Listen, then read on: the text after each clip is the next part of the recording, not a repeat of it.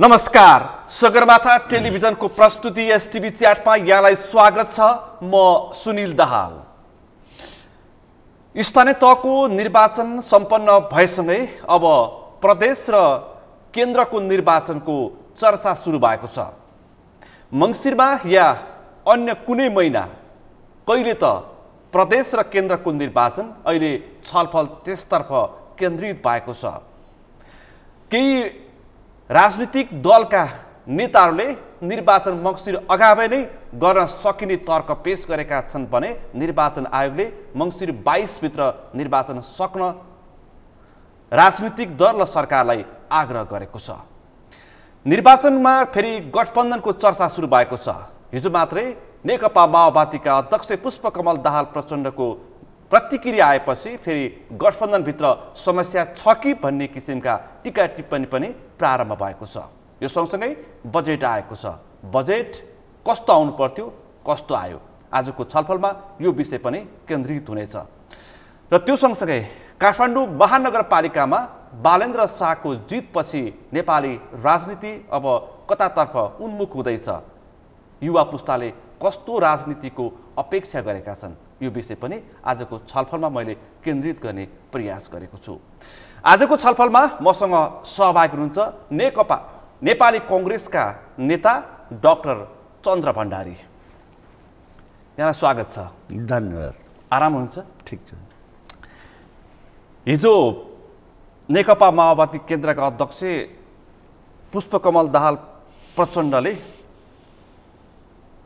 नेपाली कङ्ग्रेसमा अहङ्कार देखियो भने नेकपा एमाले र त्यसमा पनि केपी शर्माको अवस्थामा पुर्याइदिन्छौँ भनेर एउटा पार्टी निकट कार्यक्रममा चेतावनीको भाषा प्रयोग गर्नुभयो। एकाएक प्रचण्डको भाषा किन परिवर्तन भयो? आजको छलफल म यहीबाट सुरु गर्छु। होइन, नेपालका राजनीतिक पार्टीका नेताहरू समयको विश्लेषण, परिस्थितिको विश्लेषण, उपलब्धिहरूको कार्यान्वयन, यी तिनटै कुराहरूलाई ख्याल नगरिकन इभेन्टमा इमोसनमा बोल्ने कारणले गर्दा मुलुकले न गति लिन सक्यो न निकास दिन सक्यो। त्यसकारण भर्खर स्थानीय चुनाव भएको छ। काङ्ग्रेस र माओवादी लगायत 5वटा गठबन्धनले कहाँ कति कमी कमजोरी भए त्यसलाई अझ सशक्त कसरी बनाउने र केका लागि बनाउने, नेताहरूलाई भाषण गर्नको लागि मात्रै हो कि नेताहरूलाई पदको निम्ति मात्रै हो कि त्यो हामीले गरेका गठबन्धनहरू जनताका लागि हो भन्ने कुराको समीक्षा नगरिकन नेताहरू बढी बोल्ने कारणले गर्दा बेमौसमको बाधाको गर्दाखेरि नेपालले गति पनि लिन सकेन, निकास पनि लिन सकेन। त्यसकारणले मैले प्रचण्ड जस्तो परिपक्व नेता र शेरबहादुरजीहरू बसेर, माधवजीहरू बसेर जुन गठबन्धन बनाउनु भएको छ त्यसको आधारमा स्थानीय चुनावहरू भए, स्थानीय चुनावमा केही न केही भए पनि आफ्नो विश्लेषणमा कतिलाई सफलता मिलेको छ, कतिलाई चाहिँ सफलता यो होइन भन्ने तर्कहरू बनिरहेको छ। यो गर्नु हुँदैन भन्ने कुरालाई हामीले मिनिमाइज गर्दा राम्रो निकास दिनुपर्नेमा बोल्दै हिँड्ने क्रियाकलापले गर्दा, बढी बोल्ने क्रियाकलापले गर्दाखेरि उहाँहरूको गरिमालाई पनि आँच पुग्छ भन्ने कुरा मलाई लाग्छ। वैशाख 30 को स्थानीय तहको निर्वाचन, 5 दलीय गठबन्धन, राम्रै फाइदा नेपाली कङ्ग्रेसलाई, राम्रै फाइदा नेकपा माओवादी केन्द्रलाई। निर्वाचन सकिए लगत्तै केन्द्र र प्रदेशको निर्वाचनको चर्चा सुरु भएसँगै पुष्पकमल दाहाल प्रचण्डलाई यति छिटो कङ्ग्रेसप्रति कटाक्ष गर्न किन आवश्यक पर्यो? उहाँ चाहिँ नि जति बेला उपलब्धि प्राप्त हुन्छ उहाँ आफैले भनेको कुरा हो, मैले भनेको होइन। हामी सत्ताको कारणले, सत्ताको महत्त्वाकांक्षाले, सत्ताको घमण्डले गर्दा जसले शान्ति प्रक्रियामा चाहिँ नि हामीलाई लिएर आयो, निकास निकाल्यो, त्यही गिरिजाप्रसाद कोइरालालाई हामीले हाम्रा साथीहरूको लहरीमा हामीले राष्ट्रपति बन्न दिएनौँ। दोस्रो, 3 महिनामा जान थालिरहेको आर्मी प्रमुख चिफलाई हाम्रै साथीहरूको लहैडैमा सत्ताको अहम र दम्बमा हामीले फाल्न खोज्दा हामी आफै फालियौँ। यो उहाँले गरेको समीक्षा हो, अत्यन्तै राम्रो समीक्षा हो। अब अहिले चाहिँ नि माओवादी कमजोर हुँदै गएको बेलामा, माओवादी सबैले कमजोर छ भनेको बेलामा गठबन्धनमा जुन तहमा आइरहेको छ, यसलाई कसरी राम्रो बनाउने, कसरी फ्रुटफुल बनाउने, कसरी जनताको उत्तरदायी गराउने, आफ्नो पार्टी लगायत यो गठबन्धनलाई कसरी बनाउने भन्ने कुरा सोचमा उहाँ जान पर्थ्यो। त्यहाँदेखि उहाँको कमजोरी के छ भन्नुहुन्छ भने उहाँ बेला बेलामा आफैले बोलेको र आफ्नो जिम्मेवारी भुल्दाखेरि यति ठुलो उपलब्धि हामीले नेपालमा गरेका माओवादीका द्वन्द्वका कारणले आज हामी धेरै एजेन्डाहरूको आधारमा हामीले संविधान निर्माण गरेका छौँ। त्यो संविधानलाई कति कमी कमजोरी छन्, त्यसमा कति इमोसनल छन्, कति बहकाउहरू छन्, कति देशको आर्थिक अवस्थाले धान्न सक्ने छ कि छैन, नेपालको भूवनहरू कस्तो थियो र के आवश्यकता पर्छ, नेपालको रहनसहन र संस्कृतिमा यसको के प्रभाव पर्छ भन्ने कुरा यो बेला हामी समीक्षा गर्नुपर्ने हो। सबै राजनीतिक पार्टीहरू नबसेको कारणले गर्दा यसलाई छोडेर जति कुरा हामी बाहिर गर्दै जान्छौँ फेरि हामी गलत बाटोमा जान्छौँ, गलत परिवेशमा हामी अप्ठ्यारोमा फस्दै जान्छौँ। त्यसकारण मेरो आग्रह के हो भने आफूलाई अत्यन्तै राम्रो समीक्षा गर्न सक्ने नेता प्रचण्डजीले अहिलेको जुन अवस्था, जुन उपलब्धिहरू छन् त्यसलाई चाहिँ नि कुनै हुँकार, कुनै दम्म है र सबै पार्टीसँग संयम र धैर्य भएर सम्बन्ध बनाएर, एकअर्कोमा सम्बन्ध बनाएर, कोही सत्तापक्ष होला, कोही प्रतिपक्ष होला, कसैलाई पनि कटाक्ष नगरिकन जानुपर्ने अहिलेको आवश्यकता हो। अर्को कुरा, नेपालको परिवेश एउटा के बन्दैछ भने केजरीवाल मोडल बन्दैछ अहिले विश्वमा। कसैलाई पनि गाली नगरिकन आफ्ना कुराहरू राख्ने, आफ्ना दृष्टिकोण राख्ने, आफ्ना कार्यक्रमहरू राख्ने र त्यसलाई गरेर देखाउने जुन मोडल अहिले विश्वमा आइरहेको छ, यो अत्यन्त चर्चित पनि छ, यो रिसर्च ओरिएन्टेड पनि छ। अहिले पनि नेपालमा कसैलाई गाली गरेको मान्दैन, राम्रो मान्दैन। चाहे काठमाडौँको चुनावमा बालेनहरू लड्दाखेरि पनि आफ्ना प्रोग्रामहरू राखेका छन्, चाहे तपाईँलाई धरानको हर्क साम्पाङहरू लड्दाखेरि आफ्ना कुराहरू राखेका छन्।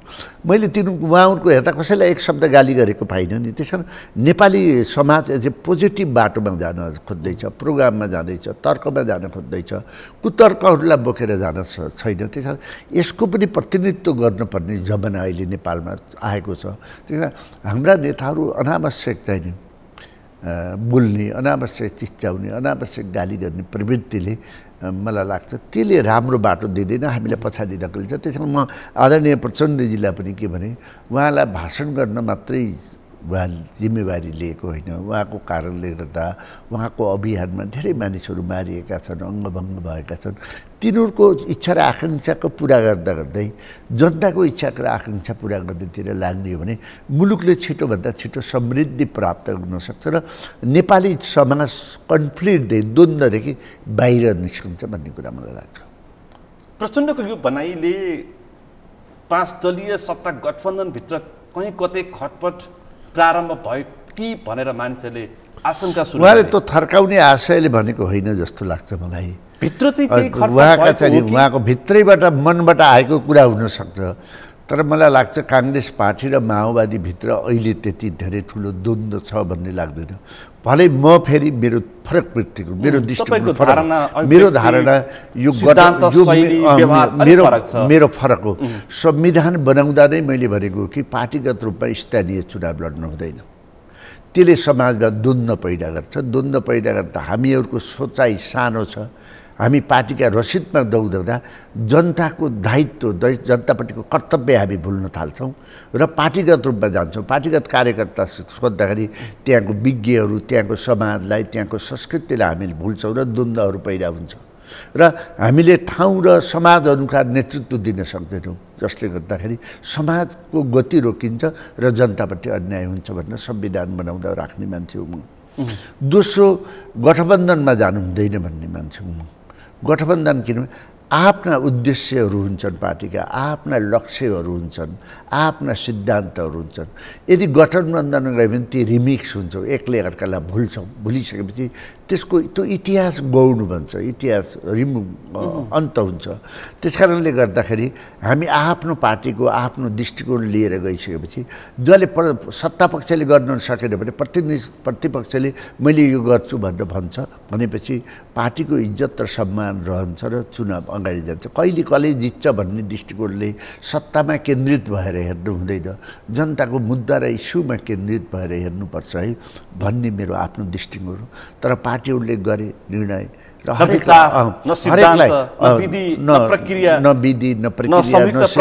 प्रतिबद्धता बिना छैन। 5 दलीय गठबन्धन एकाएक स्थानीय तहका निर्वाचनमा प्रवेश गरे। होइन, एउटालाई मात्रै भन्नु हुँदैन, सबै नेपालका लिडरहरू सत्ता केन्द्रित हुनुहुन्छ। यो छुटो भने नेपालका सबै राजनीतिक दलका नेताहरू सत्ता केन्द्रित छन्। सबैले गठबन्धन गर्न चाहन्छन्, पहिले कसले गर्ने भन्ने मात्रै हो। एमालेले पनि प्रचण्डज्यूहरू सबै पार्टी गठबन्धन गरेको, तर त्यो टिक्न सकेन, सरकार टिक्न सकेन, झन्डै 2/3 सरकार टिक्न सकेन। त्योभन्दा अगाडि काङ्ग्रेसले र माओवादीले पनि गरेको, त्यो एमालेसित गठबन्धन हुने बेला काङ्ग्रेसले थाहै पाएन। त्यसकारण यो किन यति हुन्छ भने सबै सत्ता केन्द्रित, स्वार्थ केन्द्रित भयो। हामीले मुलुक र जनता केन्द्रित गऱ्यौँ भने यी सबै कुरा हराउँदै जान्छ र त्यसले चाहिँ नयाँ बाटो, नयाँ ठाउँ पहिला हुन्छ र जनताका समस्याहरू सल्भ गर्न सकिन्छ। त्यस कारण यसको कन्क्लुजन के हो भने हामी सही बाटोमा छैनौँ, होइन? हामी सही बाटोमा छैनौँ। किन छैनौँ भने हामी कस्ता छौँ भन्नुहुन्छ भने lab Binaca, lab diagnosis Binaca हामी डक्टर हौँ। जसले डायग्नोसिस गर्न त ल्याब चाहियो नि।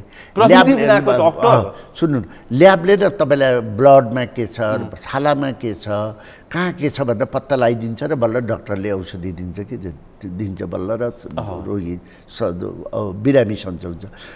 रोग के हो भन्ने कुरै पत्ता नलाइकन औषधि खुवाउन थालेपछि त्यसले अर्को रियाक्सन दिन्छ, अर्को रोग जन्मिन्छ। त्यस कारण हामी मुलुकको डायग्नोसिस बिनाका हामी डक्टर हौँ, जसले गर्दा हाम्रो मुलुकले निकास पाउन सकेन, जनताको इच्छा चाहना हामीले पुरा गर्न सकेनौँ। विश्व प्रतिस्पर्धामा हामी धेरै पछाडि पऱ्यौँ। किन भन्नुहुन्छ, यो मुलुक आफै सुन्दर हो। युरोपलाई, अमेरिकालाई, अरू देशलाई त बनाउन थियो नि। कोही मरुभूमि थिए, कोही हिउँ थिए है, कोही ठाउँमा क्लाइमेटै फरक थियो, सूर्य नगस्ताउने थियो, हो कि? त्यस कारण उनीहरूलाई बनाउन थियो र धेरै कुरा चाहियो।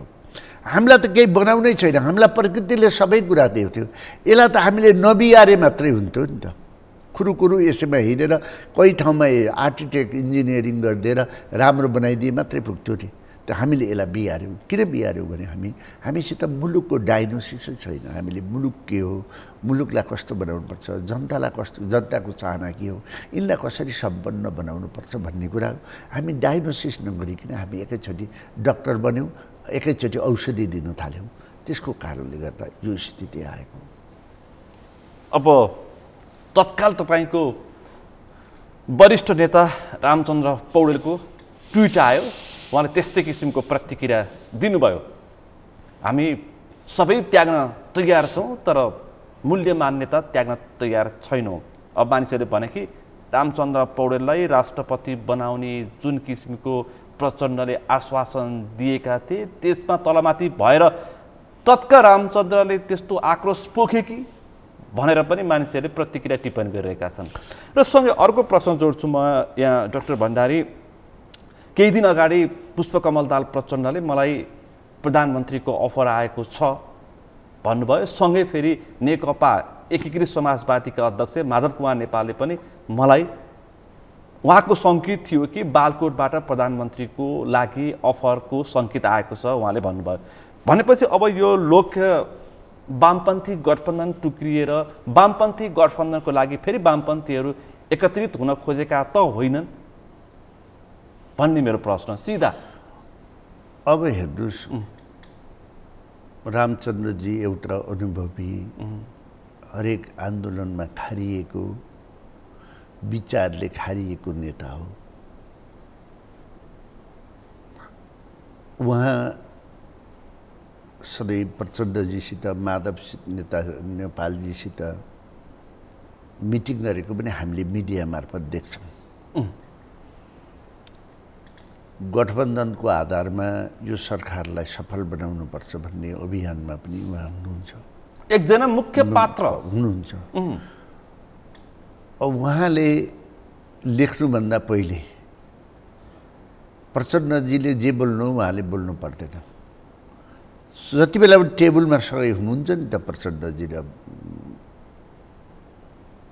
रामचन्द्रजी, कसैले पनि असहमतिका कुरा गर्यो भने पार्टी छोड भन्ने अभिव्यक्ति पनि उहाँहरूको घेराबाट आइरहन्छ, आउँछ पार्टीका साथीहरूलाई पनि। उहाँले के हो प्रचण्डजी भनेर गरेको भए हुन्थ्यो, एकैचोटि लेखिहाल्नुभन्दा।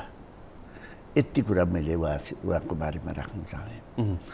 दोस्रो कुरा प्रचण्डजी, दोस्रो कुरा रामचन्द्र पौडेललाई यति छिटो हतारिन आवश्यक थिएन, जो निरन्तर प्रचण्डसँग एउटै टेबलमा छलफलमा निरन्तर हुनुहुन्छ। मैले आफ्नो कुरा राखिसकेँ यति भयो। जहाँसम्म प्रचण्डजी र माधव नेपालजीहरू उहाँ प्रधानमन्त्री भइसकेका मान्छेहरू, त्यसको अनुभव गरिसकेका मान्छेहरू उहाँहरू हुने, उहाँहरू लगायत अरू सधैँ प्रधानमन्त्रीको निम्ति लडिरहने कि भोलिको पुस्ताले पनि सम्झिने काम गरिरहने हो। एकपटक बाबुराम भट्टराईजीले भन्नुभएको छ कि पार्लियामेन्टमा बोल्दा हामी यति धेरै प्रधानमन्त्री बन्यौँ जसको फोटोहरू चाहिँ सिंहदरबारमा झुन्डिराखेका छन्, तथापि बिपिला भन्दा कसैलाई पनि नेपालमा सम्झिँदैनन्। किन? अहिलेसम्म त आउँदा पनि उहाँले भन्नुभयो। उहाँहरू यस्तै चाखे थापेर बस्ने हो कि यस्तै उरनठाउँलाई कुरा गरेर बस्ने हो कि मुलुकलाई निकास दिने हो, मुलुकलाई समृद्धितिर लैजाने हो?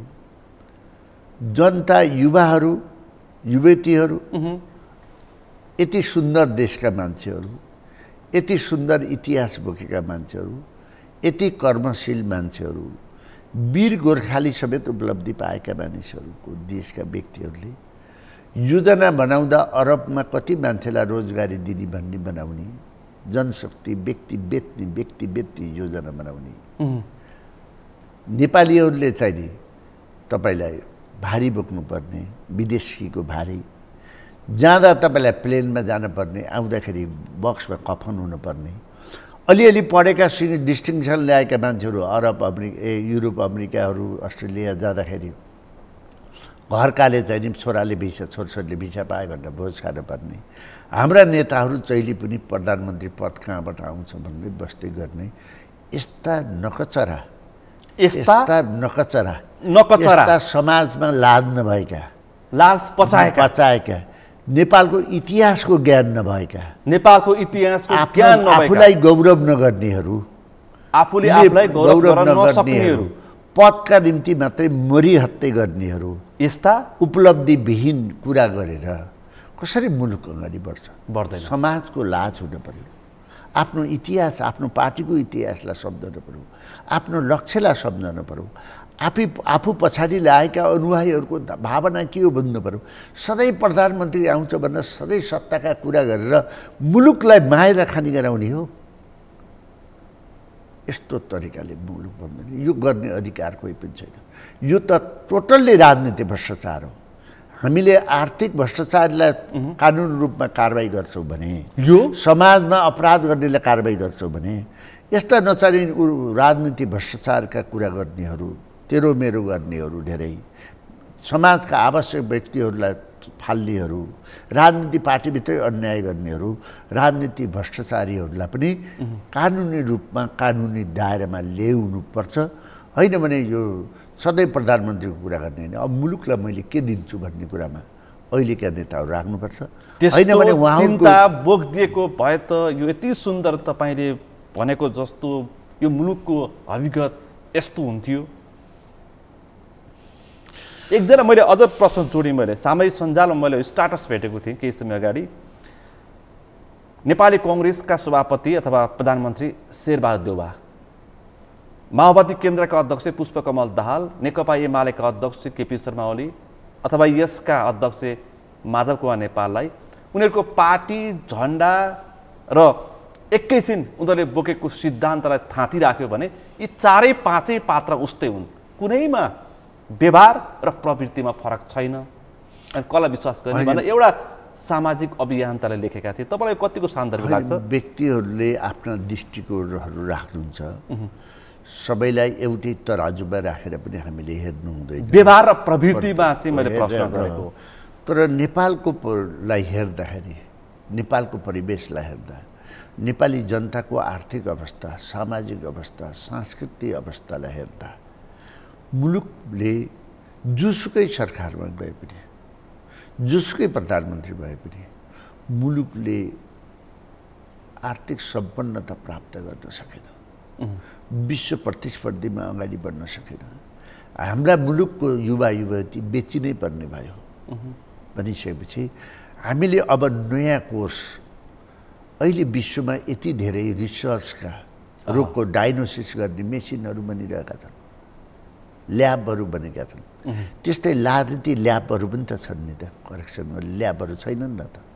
हामीले गरेका क्रियाकलाप, हामीले अपनाएका दृष्टिकोण, हामीले गराएका व्यवहार कार्यक्रमहरू किन जनतासित पुगेनन् त भन्दा मैले सुरुमै भनेकै मुलुकको डायग्नोसिस नगरिकन गरिएका हरेक क्रियाकलापहरू, छानिएका हरेक डाक्टरहरू, नेताहरू, तिनीहरू टोटल्ली असफल भए, फेलर।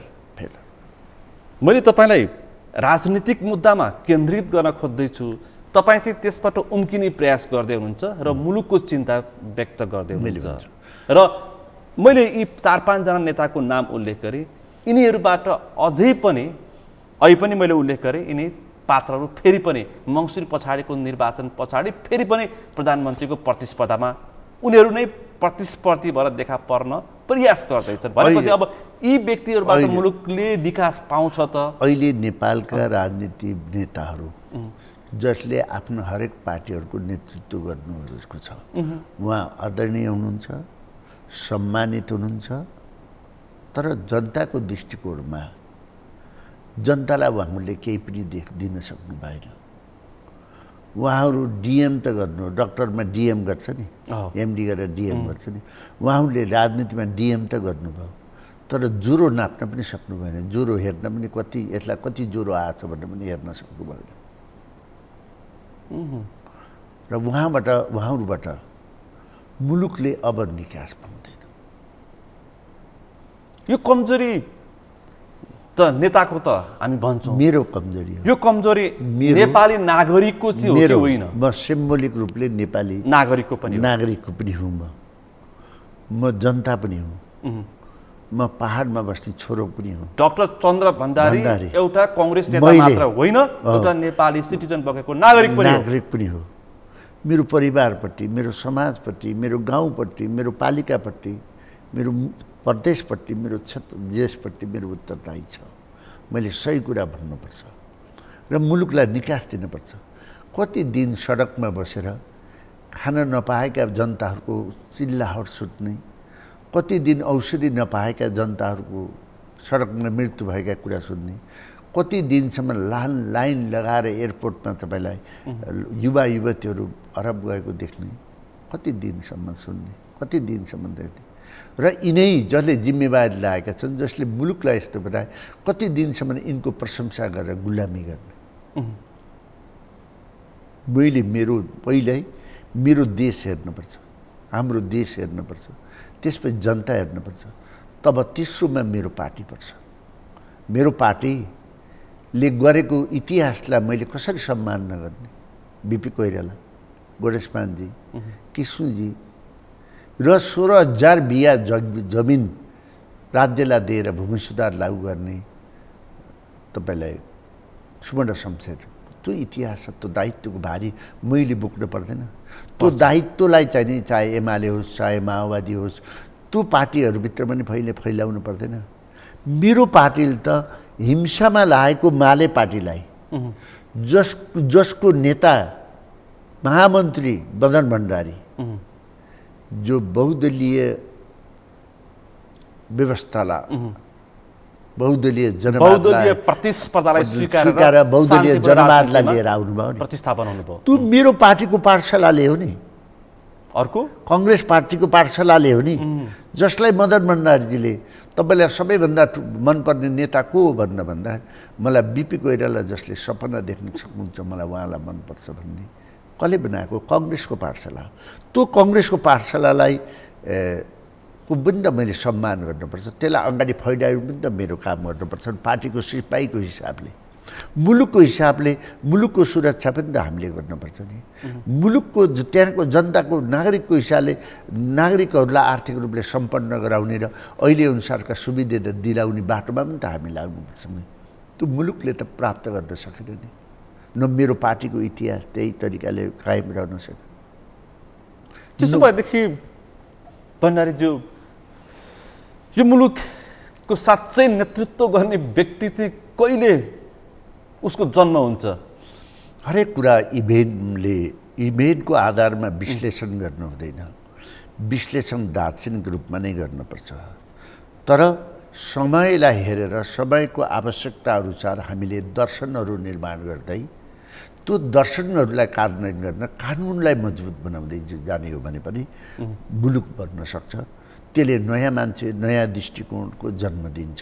आज बालेन शाहले हिजो मात्रै प्रधानमन्त्री शेरबहादुर देउवाले तपाईँले त काठमाडौँ महानगरपालिकाको मेयर जितेर मलाई त चकित पारिदिनु भयो, म त छक्कै परेको छु भन्नुभयो।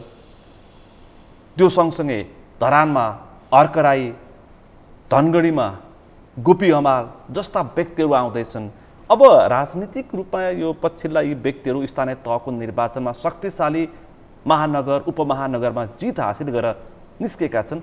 यिनीहरूले राजनीतिक कोर्समा केही सन्देश दिन खोज्दैछन् अथवा यो सन्देश जनताले दिन खोजेका हुन्? दुईटा तरिकाले हेर्नुपर्छ।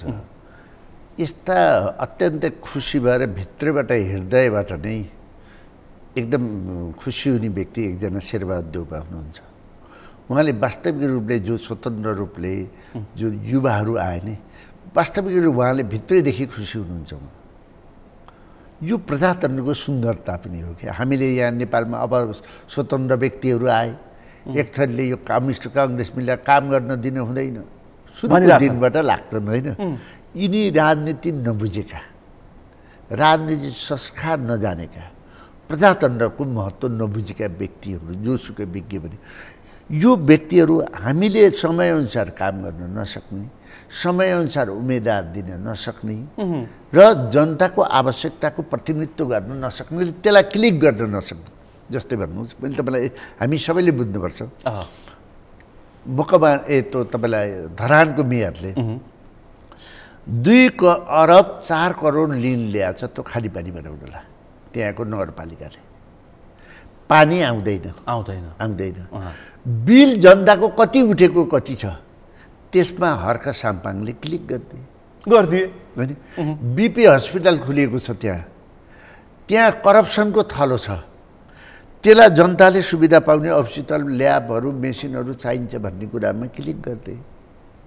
बाटो खाल्टो छ, यो बाटोको खाल्टो पुरा वर्षौँ खाल्टो पुरिन्न नि तपाईँलाई, त्यो नसिद्धिन्छ नि पुरिन्न, किनभने त्यो नसिद्धिन्छ नि त पैसा हुन्न नि, कमिसन आउँदैन नि, ठेक्काले पाउन नि। त्यसलाई क्लिक गरे हो। अब अरूले पनि त त्यो क्लिक गर्न पर्यो नि। हामी हिजो त्यही क्लिक गरेर त काङ्ग्रेस बन्यो होला, त्यस्तै क्लिक गरेर एमाले बन्यो होला, माओवादी बन्यो होला होइन। अहिलेको परिवेशमा पनि त क्लिक गर्नु पर्यो। अहिले काठमाडौँको मेयर जसले उम्मेदवार दिनुभयो उहाँले चाहिँ नि फोहोरले अहिले पनि फोहोर उठेको छैन, डङ्गुर भएको छ। मैले गरेको अपराध मैले गर्दाखेरि त्यहाँ ल्यान्डस्लाइडको जनताहरूले चाहिँ नि क्यान्सर र छालाको रोग बोक्नु पर्ने, फोहोरो फरक राख, एउटाबाट चाहिँ नि मल बनाऊ, एकातिरबाट हामीले फरक तरिकाले लैजाउँ, यो गरौँ। सडकका खाल्टाहरू यति धेरै छन्, यसलाई हामीले मेसिन राखेर यसलाई पुर्दिम सामान राखेर खानेपानी, यसलाई स्वास्थ्य वार्डहरूमा तपाईँलाई जानुहोस् त, वार्ड अध्यक्ष धेरैले फोरै उठाउँदैन। तपाईँले मिन भवन अगाडि जानुहोस् त, 5 वर्षसम्म अहिले मात्रै बिच भयो, त्यहाँ कसैले फोन गर्दा उठाउँदैन, कुनै ठाउँमा फोहोर उठाउने मान्छे आउँदैन। त्यसलाई यिनीहरूले क्लिक गरे, गरे यो त जनताको आवश्यकता। यो अहिले तपाईँलाई स्थानीय तह भनेको के हो भन्नुहुन्छ भने हामीले संविधान बनाएको के हो भने सिंहदरबारले गाउँ, त्यहाँको जलस्रोत, त्यहाँको खानेपानी, त्यहाँको स्वास्थ्य, त्यहाँको नेचुरल रिसोर्सेसलाई देख्न सकेन सिंहदरबारले। त्यस कारणले त्यो चाहिँ नि स्थानीय तहले देख्छ। कुखुरा पाल्नेले के चाहेको छ, बङ्गुर पाल्नेले के चाहेको छ, गाई भैँसी पाल्नेले के चाहेको छ, तरकारी बनाउनेले के चाहेको छ, होइन? त्यो चाहिँ नि स्थानीय तहले देख्नुपर्छ। शिक्षा र स्वास्थ्य कस्तो चाहेको छ त्यसले स्थानीय तहले देख्न सक्छ। सिंहदरबारले देख्न है 2500 वर्षसम्म भन्दा हामीले त्यो बनाएको नि, हामीले त्यो अनुसारको नेता खोज्ने हो नि त, हो कि होइन?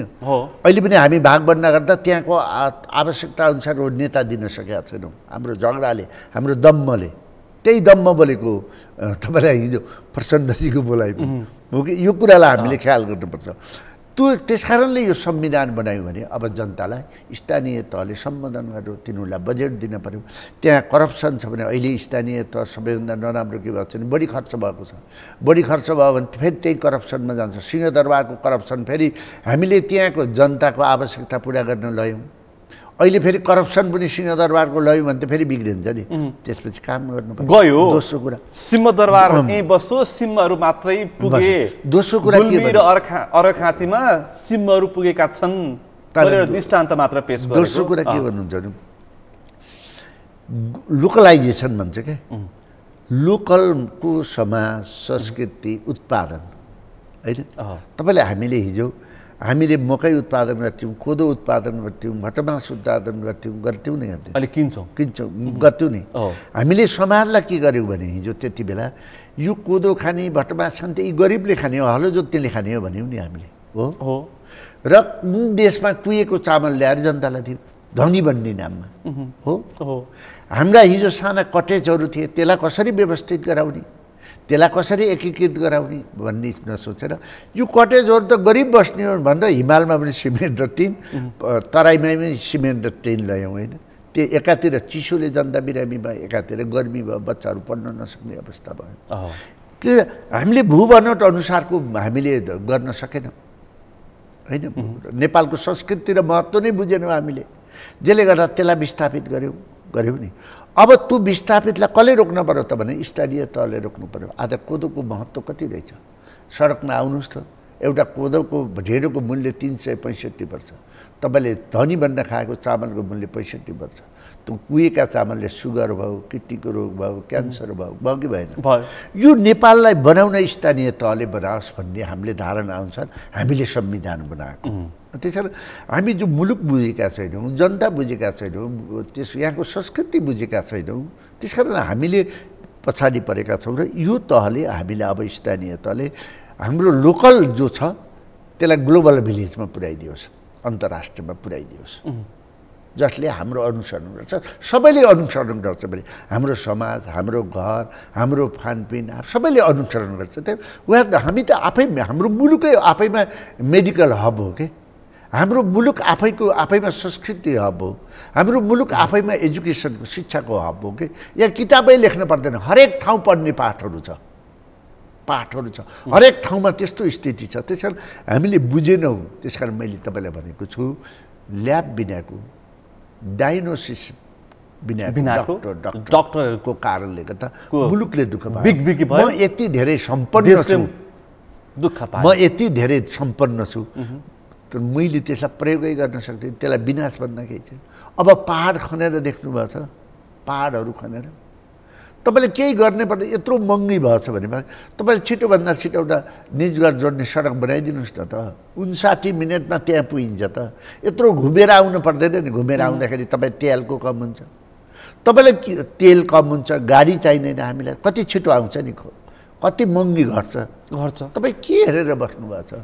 राजाले त गरेनन्, राणाले त गरेनन्, तपाईँ आएको पनि 30 वर्ष भयो, तपाईँ के हेरेर गर्दै हुन्छ? तपाईँ के भाषण गर्दै हुनुहुन्छ? राजाले गरेको पनि त सिद्ध्याइदिए, तपाईँले के हेरेर गर्दै हुनुहुन्छ? यो प्रश्न उठाउनु पर्यो मिडियाहरूले। अबको छलफल गाली गलौज छैन के, अबको छलफल यो तपाईँ यतातिर केन्द्रित हुन्छ, जनताले प्राप्त गर्ने कुरामा केन्द्रित हुनु पर्यो। सबैले आफूले ठुला घर बनाउने, जनताले केही नपाउने गरेर हुन्छ भने सधैँ बजेट ल्याउने सधैँ भाषण गर्ने त्यसको कारणै नहुने सधैँ गाली गर्ने सधैँ एक्लै अर्कालाई आलोचना गर्ने आफूभित्रकालाई पनि सिद्धाउन खोज्ने आफूले मात्रै मुलुक लुट्ने यो दिन कति दिनसम्म राख्नुहुन्छ अब कति दिनसम्म सहनुहुन्छ डाक्टर भण्डारी तपाईले यही देखेर तपाईको कपाल फुल्यो तपाईको नाति जन्मिसक्यो हाम्रो कपाल फुल्दैछ त्यही व्यक्ति एउटा व्यक्ति 35 देखि 40 वर्षसम्म पार्टीको नेतृत्व छ 6 चोटि प्रधानमन्त्री हुने प्रयास गर्दैछ मैले अहिले उल्लेख गरेँ यी व्यक्तिहरू 3 चोटि प्रधानमन्त्रीको लागि प्रयासरत छन् चुनावी सरकारको नेतृत्व गर्न पाइन्छ कि भनेर चलखेल गर्न खोज्दैछन् अनि यस्ताबाट हामी परिवर्तनको अपेक्षा गर्ने नागरिकमा पनि त भुल छ नि त फेरि मैले क्लिक गर्न चाहन्न कुनै कुरालाई धेरै अपमान गर्यो गाली गलौज भन्यो त्यसको आउटपुट नराम्रो निस्किन्छ अब जनताहरू पनि करेक्सन हुनुपर्छ सचेत हुनुपर्छ पैसाका आधारमा बिक्नु रसिदको आधारमा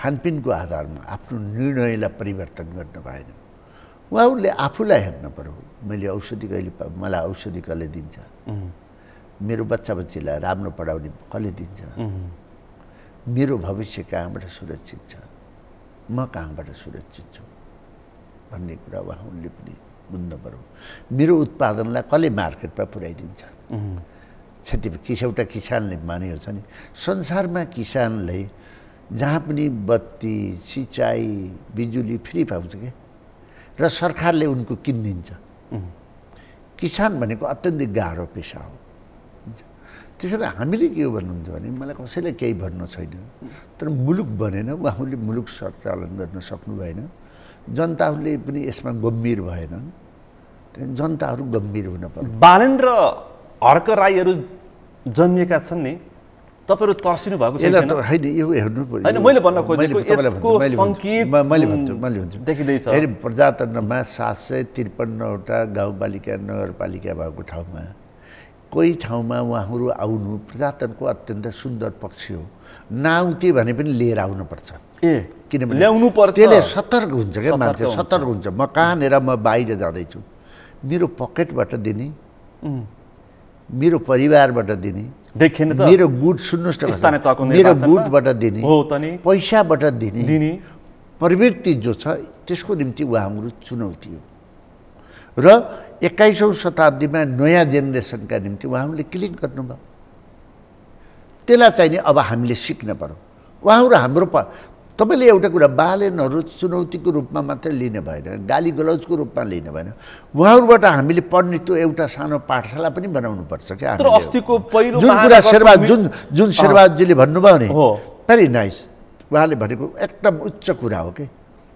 उच्च कुरा हो मलाई एकदम खुसी लाग्यो तपाईले राम्रो गर्नुस् मिलेर गराउनुस् उहाँ त म सधैँ साथ मलाई सम्झिहाल्नुस् राम्रो कुरा हो मलाई जति बेला पनि सम्झिनुस् धेरै राम्रो कुरा हो द्याट द क्यारेक्टर यो डेमोक्रेटिक क्यारेक्टर हो यो कुरा पनि हामीले बुझ्नुपर्छ त्यसकारण उहाँहरूबाट 32 वर्ष मैले योभन्दा अगाडिका धेरै मान्छेहरूको पढ्दैन तपाईँलाई मैले भनिदिन्छु किन यति धेरै अवसर पाए मुलुक त केही बनाएन नि यो यिनीहरू उहाँहरूले के भन्दैछन् भन्ने कुरा मैले सबैभन्दा नजिकबाट पढ्ने गर्छु सुन्ने गर्छु र मबाट मसँग भएका कमी कमजोरीलाई पनि करेक्सन गर्ने बाटोमा जान्छु कि म तिनीहरूलाई पाठशाला पनि बनाउन सकिन्छ मैले भन्न खोजेको भोलिका दिनमा बालेन र हर्क राईहरू गुल्मी र अरखाँचीमा पनि जन्मिन सक्छन् यसको प्रभाव र दबाव त्यहाँ पुग्न सक्छ कि सक्दैन काम नगरेपछि त काम गर्ने आउने हो के त काम गर्ने मान्छेहरू जहाँबाट आए पनि हुन्छ पार्टीबाट आए पनि हुन्छ स्वतन्त्र रूपले पनि आएछ काम त गर्नु पर्यो जनताको हृदयलाई क्लिक गर्नु पर्यो जनतालाई केही राहत त दिनु पर्यो नि त्यसकारण यसलाई अनौठो रूपले तपाईहरुले जुन मिडियामा पनि अनौठो रूपले आएको छ अनलाइनमा पनि अनौठो रूपमा आएको छ यो अनौठो हुँदैन यो नेचुरल कुरा हो हैन डाक्टर भण्डारी 5 दलको गठबन्धन छ शक्तिशाली प्रतिपक्ष छ त्यस्ता शक्तिशाली चर्चित व्यक्तित्वलाई ग्राममा लडाई दिएर जितेका छन् तपाईले शक्तिशाली भन्दा ठुलो घर भएकालाई भन्नुभयो कि पैसा भएकोलाई भन्नुभयो कि ठुलो गाडी चढ्नेहरूलाई भन्नुभयो धेरै पैसा भएका चुनावमा जति नै खर्च गर्न सक्ने शक्तिशाली व्यक्तिलाई ढाल दिए जाको तै सधैँ त्यस्तो रहँदैन सधैँ एउटा परिवेश एउटा दृष्टिकोण सधैँ एउटै दममा रहिरहँदैन यो अब केन्द्र र प्रदेशको निर्वाचनमा पनि देखा पर्छ। तपाईँले सही उम्मेदवार दिन सक्नु भएन, तपाईँ गुटबाट दिनुभयो, आफन्त दिनु भएन, छोराछोरी दिनु भएन, श्रीमती दिनु भएन, तपाईँ पैसा दिनु भएन, ठेकेदार दिनु भएन, आफन्तका व्यापारी दिनु भएन। त्यो गर्नुभयो भने यस्तो परिवेश नेपालमा जन्मिन्छ। हाम्रो मात्र होइन, एकातिर कङ्ग्रेस छ, एकातिर तपाईँलाई भाजपा छ इन्डियामा, केजरीवाल आएका छैनन् भने तपाईँले देख्नु आइरहेछन्। तपाईँले अस्ति तपाईँलाई पन्जाबमा आफ्नै मन्त्रीले चाहिँ 1% घुस माग्यो भनेर मुख्यमन्त्रीले कारवाही गरेर पुलिसमा बचाएको देख्नु होइन? देखियो। अहिले एन्टी करप्सन मुभमेन्टलाई जसले लिएर जान्छ उसको धेरै आउँछ। आफ्नै पार्टीको भित्रलाई पनि जेल हालिदिनुहोस् न। अब मलाई भण्डारीजीले एउटा जवाब दिनुपर्छ कि हर्क र बालेन स्वतन्त्र रूपमा प्रतिस्पर्धा गरेर जितेर आए, तर फेरि पालिकामा चाहिँ अन्य पार्टीको बहुमत छ, उनीहरूले काम गर्न दिनुपर्छ कि पर्दैन? पहिला एउटा कुरा, त्यो अब सबैको चासोको विषय छ। पालिका भन्ने राजनीति गर्ने ठाउँ होइन। हामीले त्यो पार्टीगत चुनाव लडाएर गल्ती गरेका हौँ। वडा अध्यक्षलाई स्पष्ट हुने गरी जवाब दिनुहोस् है। वडा अध्यक्षहरू अलि दम्ब पारेको जस्तो देखियो। यो चाहिँ के हो भने जनताको आवश्यकता र चाहना समस्या समाधान गर्ने ठाउँ र जनताका सबैभन्दा नजिकको काठमाडौँमै लिऊ।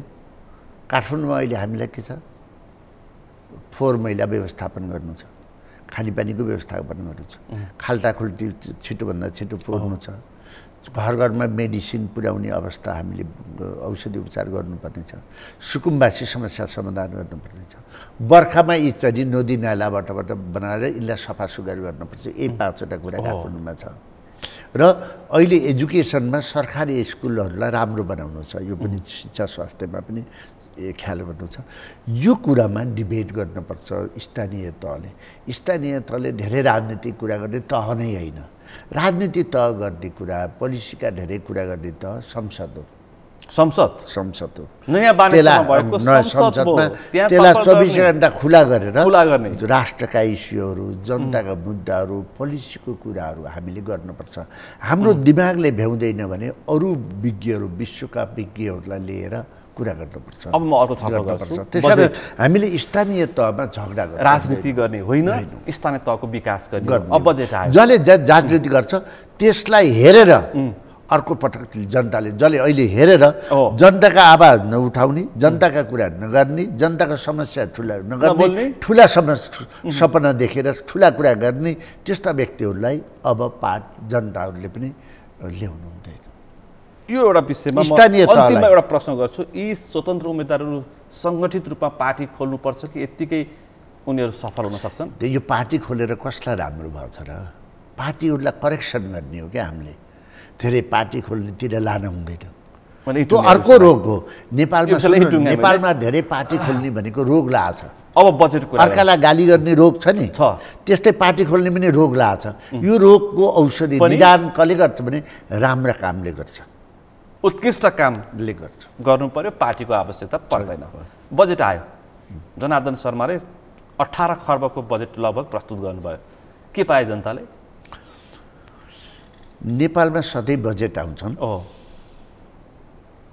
प्रश्न के पाए? सबै हामीले भाषण गर्दै हिँड्छौँ चुनावमा होइन, हामीले यो ल्याउँ भन्छौँ होइन, भन्छौँ नि हामी भन्छौँ, तर कार्यान्वयन अहिलेसम्म भएको छैन। तपाईँले एउटा कुरा बुझ्नु पर्यो। मैले त्यसैले भनेको छु नेपालको डायग्नोसिस बिनाका यी डाक्टरहरू जस्तै ल्याबै छैन। हेर्नुहोस् है, अहिले तपाईँले गर्नुपर्ने के हो भन्नुहुन्छ भने दुईवटा कुरा। नेपालमा अत्यन्त ठुलो करप्सन भयो, 60% करप्सन छन् राष्ट्रिय योजनाहरूमा। खानाकै निम्ति नै योजनाहरू बनाइन्छन् संस्थागत रूपमा। त्यसलाई कसरी अन्त गर्ने, त्यसलाई अन्त कसरी गर्ने, यो क्षेत्रमा यो बजेटमा छैन। सुन्नुहोस्, मैले भन्छु नेगेटिभबाट सुरु गरेँ। दोस्रो के छैन भन्नुहुन्छ भने हामी प्रशासन क्षेत्रमा सबै चाहिँ नि जनरल एजुकेसन पढेका मान्छेहरू छौँ, होल्ड छ। हामीले योजना बनायौँ तर त्यसलाई मोनिटरिङ गर्ने यो इन्जिनियरै छैन। हामीले 98 चाहिने औषधिहरू जनतालाई दिने भन्यौँ, त्यो औषधि दिने गाउँमा डाक्टरै छैन, नर्सेस छैन, ल्याब छैन। बिएससी नर्सिङ 20 लाख पढेर पढ्छिन् छोरीले वा छोराले 13,000 काम गरेका छन्। यति ठुलो शोषण छ। त्यो बजेटमा आएन।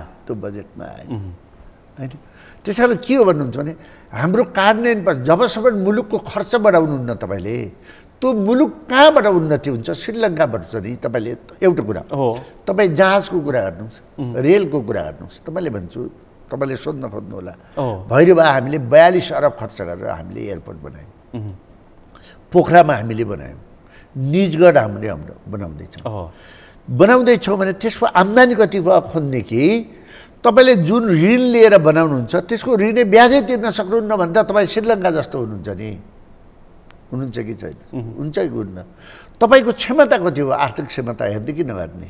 सपना ठुला देख्ने, जहाजका देख्ने, रेल ल्याउनु र रेल लिएर रेल लिएर त खरबौँ तपाईँले कहाँबाट ऋण लिएर तिर्न सक्नुहुन्छ? अन्तर्राष्ट्रिय माफियाहरूको पैसा जम्मा भएको छ, तिनी ऋण ल्याउन चाहन्छन्, त्यसलाई तपाईँले ऋण ल्याउँदा कमिसन पाउनुहुन्छ।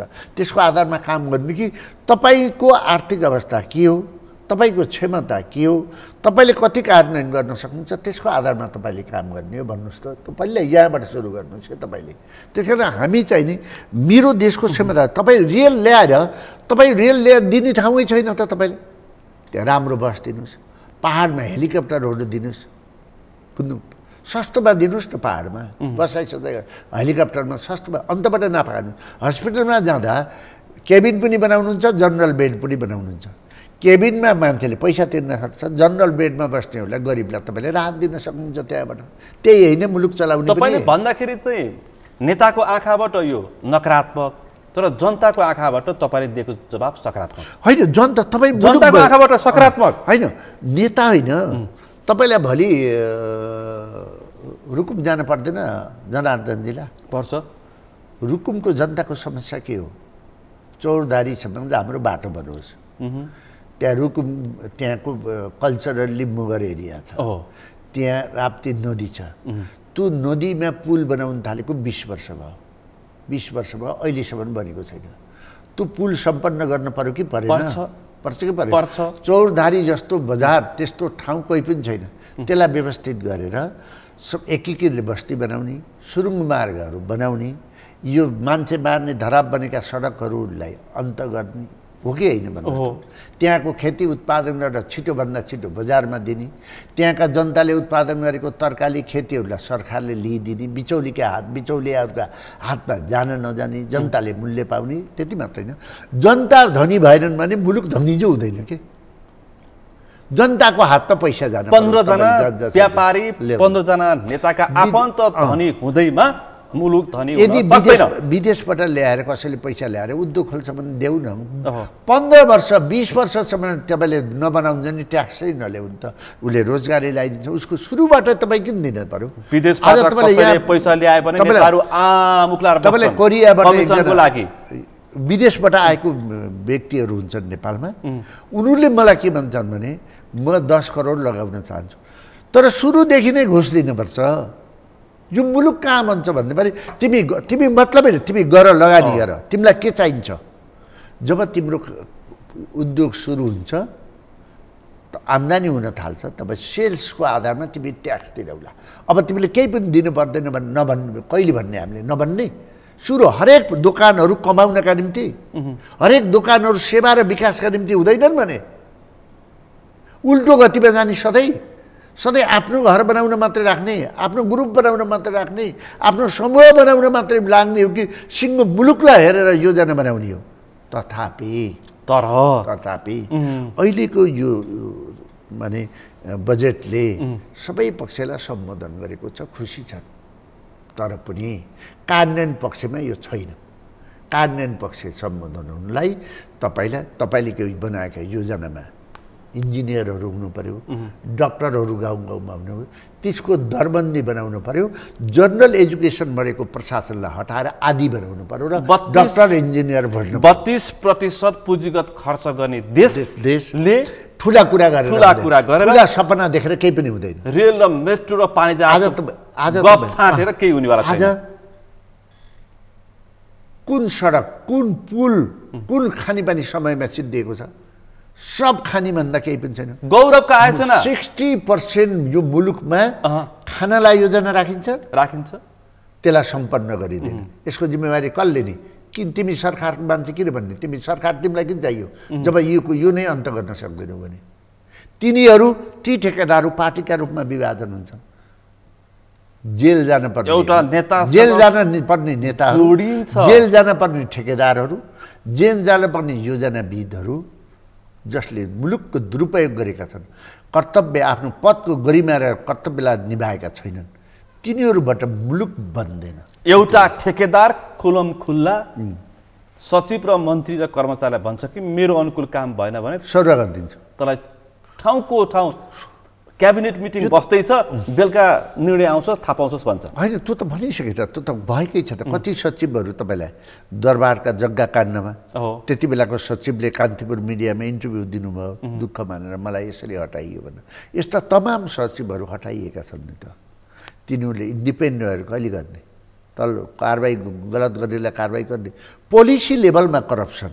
तपाईँ हामी यस्तो छलफल गऱ्यो भने फेरि भन्नेले के भन्छन्? खाना पाएनन्, त्यसकारण त्यहाँ चाहिँ दुखेसो पोख्दैछन् भन्छन्। फेरि सबैको मुख बन्द गर्न सकिँदैन, त्यसो भन्छन्। यो चाहिँ इन्भाइरोमेन्टले निकालेका व्यक्तिहरू, वातावरणको दोष हो, इभेन्टको घटनाहरूको दोष हो। यसलाई भन्न दिने पनि चाहिन्छन् समाजमा, तिनको पनि हामीले संरक्षण गर्नुपर्छ। भनेपछि बजेटमा 68 वर्षको उमेरमा वृद्ध भत्ता दिँदैमा, पेन्सन दिँदैमा, अथवा जनतालाई दिने कुरामा जे दिए पनि हुन्छ। हेर्नुहोस्, कर्मचारीको तलब वृद्धि गर्दैमा हुनेवाला छैन। यति धेरै कर्मचारी आज हामीलाई चाहिएको छ। अब असार लाग्न थाल्यो, मल र बिउ चाहिएको छ, त्यसमा राज्य अहिलेसम्म मौन छ। मल पनि के हो भन्नुहुन्छ भने तपाईँले यो विश्व एकदम परिवेश चेन्ज भएको छ कि यो नेपाल अर्गानिक ठाउँ हो कि मैले त नेपालको भूबनोट हुन्छ हामीसँग यति धेरै गाईहरू छन् नि यसको मूल उत्पादन गर्न सक्छौँ हामी विकल्प खोजौँ के विकल्प खोजौँ नि तपाईँ चुलो ल्याइदिन्छु भन्न भन्छ कि चुलो किनेर सरकारले बाँड्छु भनेको त कमिसन खान खोजेको हो कि बिजुलीमा जनतालाई सब्सिडी दिएपछि त भइहाल्यो चुलो उसैले किन्छ नि कमिसन खानु पाएन नि उसलाई चुलो किन्ने हैसियत बनाउने कि चुलो किनेर दिने सिक्किममा थियो एकताका कि सिक्किम एक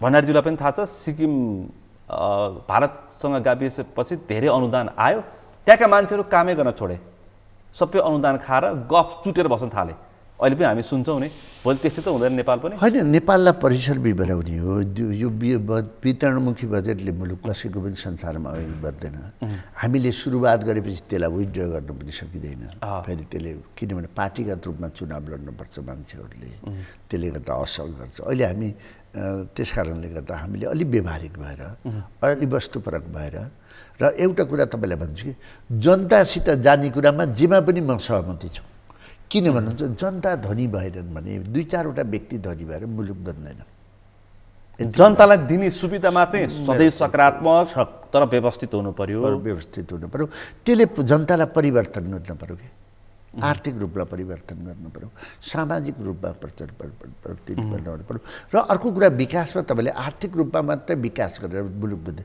त्यसको सांस्कृतिक रूपमा पनि तपाईँलाई त्यसको त्यहाँको वस्तुस्थिति रहनसहनलाई पनि हामी सँगै लिएर गयौँ भने त्यो विकास बल्ल मजबुत हुन्छ त्यहाँको धर्म त्यहाँको संस्कृति त्यहाँको समाज त्यहाँको रहनसहन सहित आर्थिक रूपमा अगाडि बढायौँ भने त्यो समाज बल्ल मजबुत भनेपछि बजेट जस्तो आए पनि जति नै फुलबुट्टा भरे पनि तपाईले भने जस्तो करप्सनको संस्थागत भ्रष्टाचारलाई अन्त्य गर्ने खालको बजेट आएको छैन त्यसकारण कार्यान्वयनको पक्ष बलियो छैन धेरै ठाउँलाई यसले सम्बोधन गरेको छ तर यसलाई व्यवस्था कार्यान्वयन पक्ष नै फितलो छ त कार्यान्वयन पक्ष फितलो भएपछि तपाईले सधैँ त यही आउँछ बजेट त सधैँ त छलफल प्रत्येक वर्ष गराउनु कार्यान्वयन भएन त्यो बाटो सिद्धियो कि त्यो पुल बनेर सिद्धियो खानेपानी काठमाडौँ जस्तो ठाउँमा त तपाईलाई 23 वर्ष ल्यायो मेलेम्ची त्यो पनि बिग्रियो राष्ट्रिय गौरवको आयोजना त्यो पनि बिग्रियो भने किनभने पहिले कहाँबाट पहिरो जान्छ त्यो माटो छ भनेर पहिले टेस्ट गर्न पर्दैन त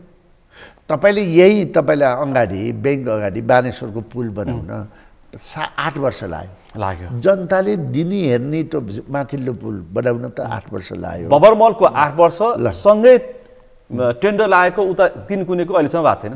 8 वर्ष लाग्यो भने तपाईँले त्यो ग्रामीण एरियामा तपाईँ कहाँ देख्नुहुन्छ? सँगै गाडी लिएर हिँड्ने त तपाईँ देख्नु सक्नुहुन्न, यो मुलुक देख्नुहुन्छ तपाईँले। अब अर्को प्रसङ्ग, आज जेठ 19 गते नारायणहिटी दरबारमा एउटा वंश नाश भएको दिन तपाईँ कसरी सम्झिनुहुन्छ अन्तिममा?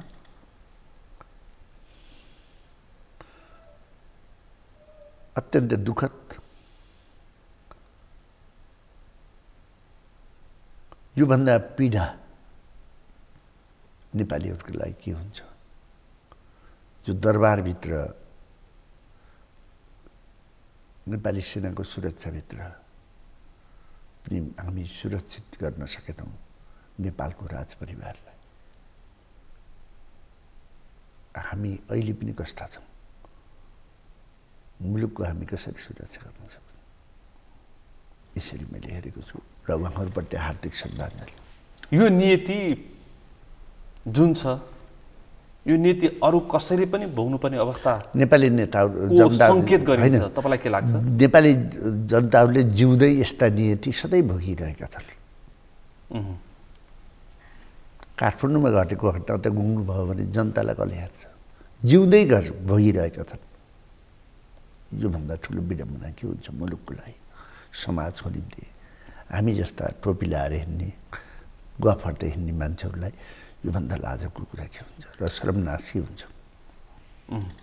यतिमै मैले विषय टुङ्गाएँ। अन्तिममा एउटा प्रश्न गर्छु, निजगढ अन्तर्राष्ट्रिय विमानस्थल नबनाऊ भनेर सर्वोच्चले आदेश दियो, त्यसमा तपाईँ कङ्ग्रेसको नेताको हैसियतले के भन्नुहुन्छ? यति तपाईँले भैरवा एयरपोर्ट बनाउनु भयो, एयरपोर्ट चलेको छैन। अहिलेसम्म भारतबाट परमिसन ल्याउन सक्नु भएको छैन। 42 अरबभन्दा बढी खर्च गर्नु, त्यसको ब्याज कहाँबाट तिर्नुहुन्छ? पोखरामा बनाइरहनु छ, त्योभन्दा धेरै महँगो छ, त्यसको ब्याज कहाँबाट तिर्नुहुन्छ? भोलि निजगढ बनाउनुहुन्छ, त्यसको ब्याज कहाँबाट तिर्नुहुन्छ? तपाईँले योजना बनाउँदा त्यसको आम्दानी पनि खोज्नु पर्दैन, त्यो रेजको ब्याज तिर्नु पर्दैन। अहिलेसम्म तपाईँले चाहिँ काठमाडौँको महँगी घटाउनलाई फास्ट्याग बनाउनु पर्दैन। निजगढ राजाले 107 वर्षसम्म राणाले सिंहदरबारमा बसे, 30 वर्ष राजा बसे, हामी 30 वर्ष बस्यौँ। त्यसको जवाब के दिने हो? ए मुङलिङ घुमेर आउने हो? 59 मिनटमा आउने बाटो बनाउनु न ठुला कुरा गर्ने? क्षमता र हुती नभएका व्यक्तिहरूको बाहुल्यताका कारण मुलुकले दुःख पायो। हस् त, जनताहरूले यो अपराध बोकिरहनु परेको छ। हस् त, अत्यन्तै सान्दर्भिक र जनताले जे खोजेका थिए त्यसमाथि नै हामी केन्द्रित भएर छलफल गऱ्यौँ र तपाईँको सान्दर्भिक जुन राष्ट्र राष्ट्रियताप्रति, जनता र जनजीविकाप्रति तपाईँको जुन चिन्ता छ सम्बोधन होस् र नयाँ पुस्ता पनि आउनुपर्छ भन्ने जुन तपाईँको अपेक्षा छ त्यसप्रति पनि आम युवा पुस्ताको चासो होस्। आजको यो संवादमा सहभागिता जनाइदिनु भएकोमा विशेष रूपमा आभार व्यक्त गर्न चाहन्छु। तपाईँले मलाई बोलाउनु भएकोमा तपाईँ लगायत यो टेलिभिजन परिवार सबैलाई धन्यवाद दिन चाहन्छु। आज हामीले विशेष गरी पछिल्लो नेपाली राजनीति, सत्ता गठबन्धन, बजेट र त्यो सँगसँगै समसामयिक विषय प्रसङ्गमा केन्द्रित रहेर छलफल गऱ्यौँ। आजको छलफलमा मसँग सहभागी हुनुहुन्थ्यो नेपाली कङ्ग्रेसका नेता डाक्टर चन्द्र भण्डारी। आजको विषय प्रसङ्ग यति नै। भोलि अर्को विषय प्रसङ्ग साथ एसटिभी च्याट ल्याउने बाचा गर्दै म सुनिल दाहाल पनि बिदा चाहन्छु। सगरमाथा टेलिभिजन हेर्दै गर्नुहोला। नमस्ते।